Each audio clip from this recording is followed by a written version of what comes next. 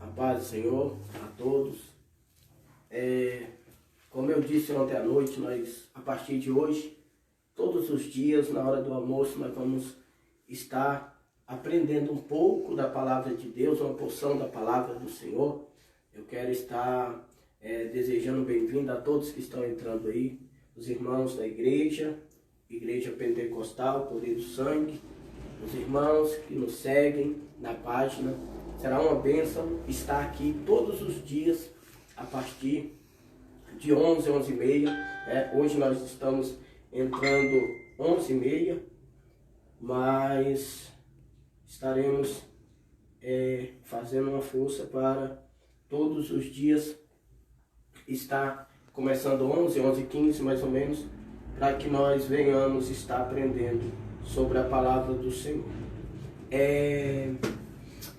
Como eu disse, esse projeto de que nós vamos falar sobre a palavra de Deus é um projeto para obreiros. Nós vamos falar sobre maturidade espiritual, sobre crescimento espiritual e fortalecimento espiritual, baseado na Bíblia. Porque sem Bíblia não tem como nós estarmos falando, né?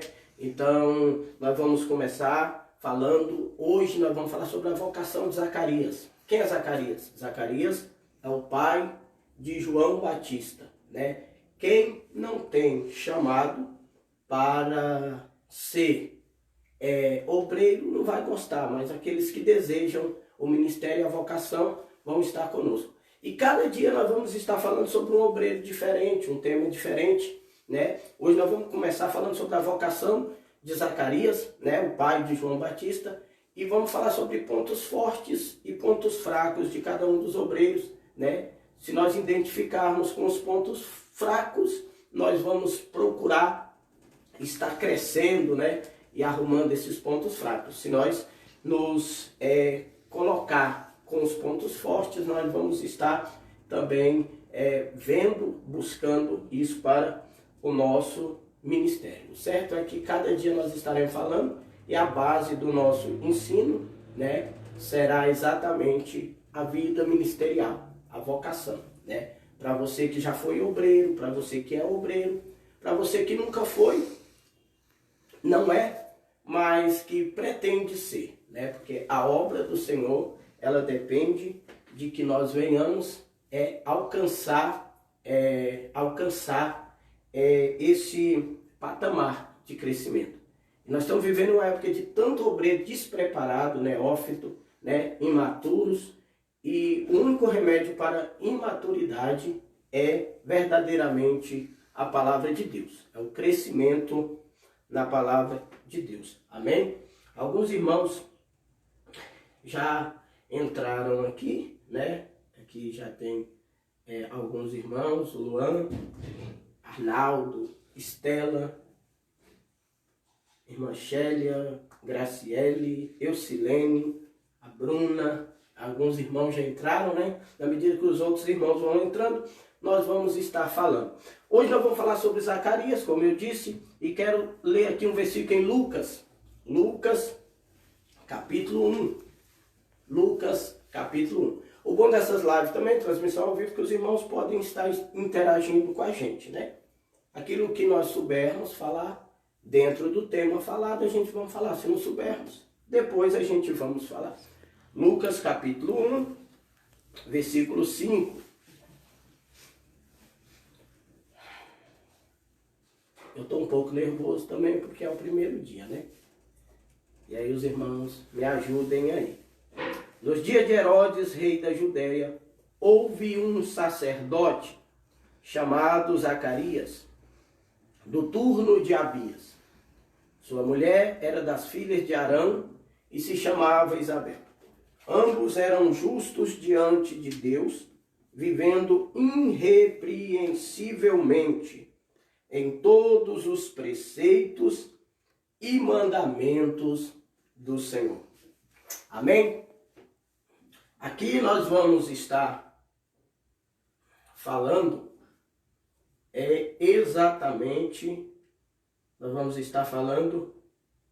exatamente sobre esse homem. O dia de hoje nós vamos falar para obreiros sobre esse Zacarias?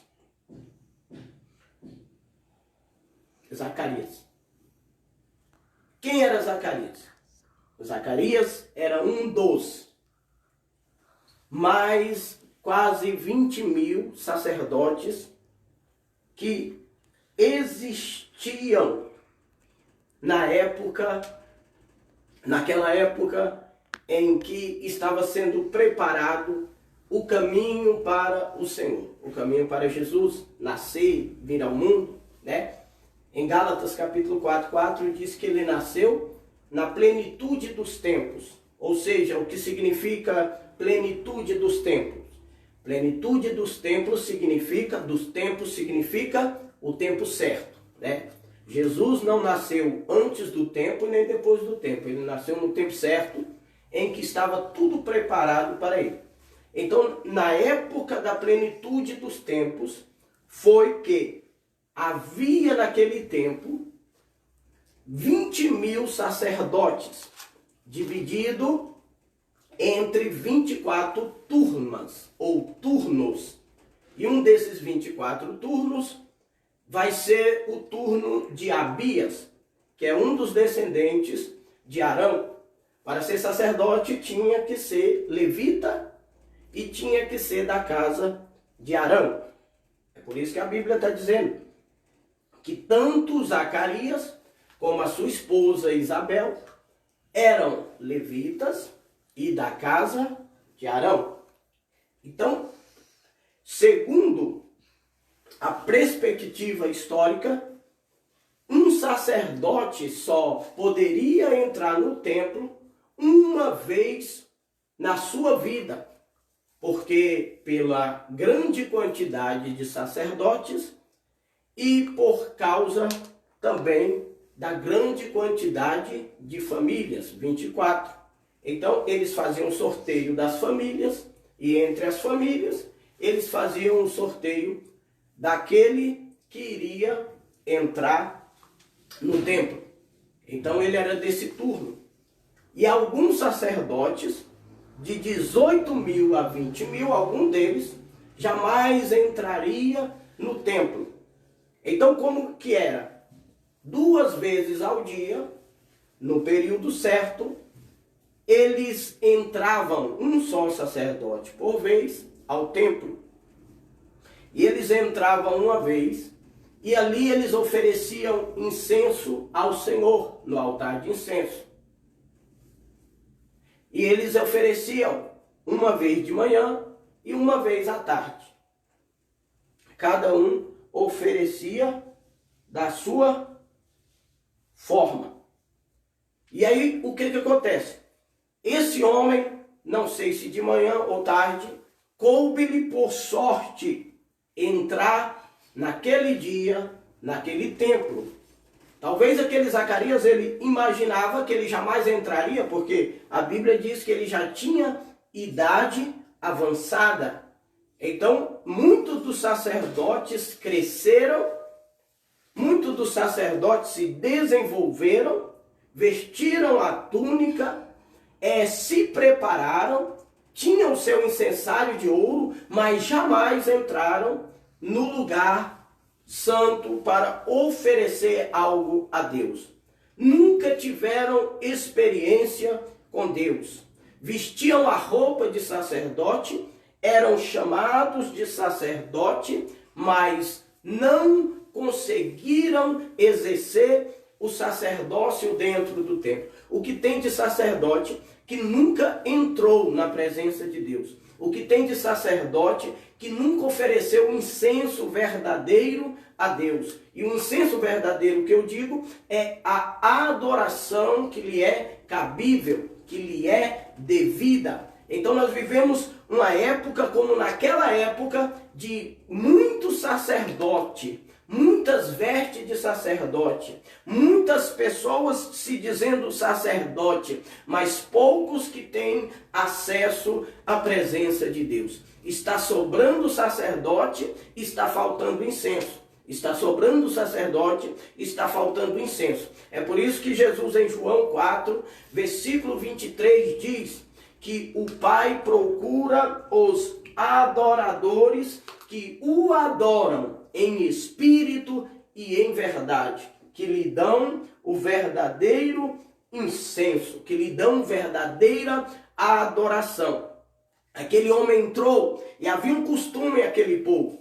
Aquele que entrava, ele era guardado do lado de fora, o povo estava orando por ele. O povo orava pelo seu líder, por aquele que entrava na presença de Deus. O povo tinha costume de orar. É outra coisa também que falta nos nossos dias. É uma congregação que ora. É um povo que busca a presença de Deus. Você vê, marca culto de oração, ninguém vai. Ninguém gosta de orar. O povo não quer mais orar. O povo gosta de oba-oba, de blá blá blá, gosta de reteté, gosta de pregador de fora, mas ninguém quer pôr os joelhos no chão e orar. E é uma das coisas que está faltando nos nossos dias. É oração. A oração está faltando em nossos dias. Um povo que clama a Deus, que ora a Deus e que intercede por aquele que foi escolhido para entrar, para queimar o incenso. Zacarias foi escolhido para queimar o incenso, porém o povo está do lado de fora orando. O obreiro ele precisa de que o povo esteja orando por ele. O obreiro precisa que o povo o apoie em seu ministério. Porque ninguém vai ter ministério se não for revestido da oração de outros, da intercessão de outros. A intercessão da igreja é o combustível para o ministério do líder. A intercessão da igreja é o combustível para o ministério do líder. E eu não falo somente o líder pastor, eu não falo apenas o líder dirigente da igreja. Estamos falando aqui para obreiros. Esta é uma live para obreiros, para quem quer crescer e ser obreiro. Então eu não falo somente, eu falo toda espécie de liderança. Aquele que lidera um departamento, o departamento das irmãs, departamento dos jovens, departamento dos varões e assim por diante. Todo líder precisa de intercessão do povo, enquanto ele apresenta o seu incenso a Deus, enquanto ele apresenta a sua adoração a Deus. Então eu quero deixar para você que ainda não é obreiro, não é líder, mas é alguém que almeja isso. Enquanto você não for líder, interceda pelos seus líderes. Interceda por aqueles que estão na tua frente. Você é uma irmã de igreja, respeite a sua liderança. Você é um jovem na igreja, respeite a sua liderança. Ore por eles, porque tem gente que ele acostumou tanto a tocar em um líder, que ele toca tanto, ele fala tanto, que ele esquece que o problema não está no líder, está nele, porque ele gosta de falar dos outros. Então está na hora de nós aprendermos a orar e não murmurar. Então, aquele homem, ele é revestido de oração. Ele está revestido de oração. Enquanto ele entra para ministrar, tem toda uma congregação do lado de fora orando por ele. Enquanto ele está orando, tem alguém orando por ele. Enquanto ele está ministrando, tem alguém orando por ele. A vitória de um líder diante de Deus é a vitória do povo que ora por ele. Amém? Então Zacarias entra para dentro e o povo fica lá fora. Enquanto Zacarias adora dentro, o povo ora lá fora. E quando ele vai apresentar o seu incenso, quando ele acende o seu incenso, o anjo que estava marcado para aquele dia, o versículo 8. Ora, aconteceu que exercendo ele diante de Deus o sacerdócio na ordem do seu turno, coube-lhe por sorte.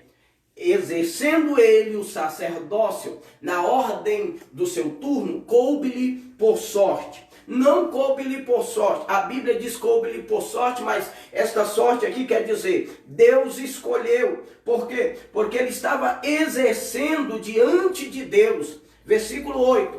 Aí Lucas 1, versículo 8 diz que ele exercia o seu ministério diante de Deus. Porque tem gente que exerce, que é obreiro na igreja, para se aparecer. Tem gente que é obreiro na igreja para mostrar para a liderança que ele é melhor do que os outros.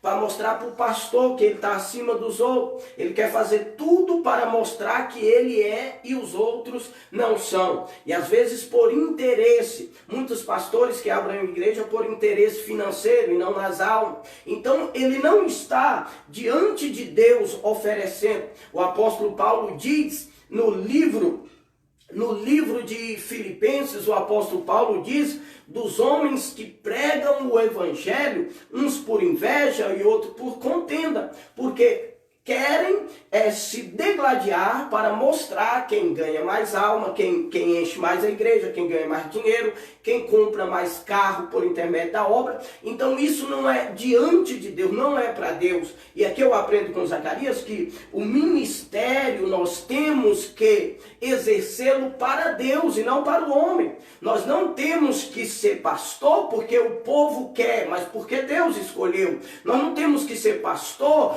porque eu quero, eu desejo, e não, é porque Deus escolheu. Porque os verdadeiros pastores, eles sofrem por ser pastor. Então é diante de Deus, porque o verdadeiro pastor às vezes ele nem quer, ele quer correr e Deus vai atrás, né? Você lembra de Elias, quando ele correu, Deus foi atrás dele e disse: ou come e bebe, porque muito comprido é o seu caminho. O chamado é que corre atrás do chamado. Não é a pessoa que corre atrás do chamado. É o chamado que corre atrás daquele que Deus chamou. Então, o que acontece? Não é fazer a obra. Irmão, se você faz a obra para homem, ou se você faz a obra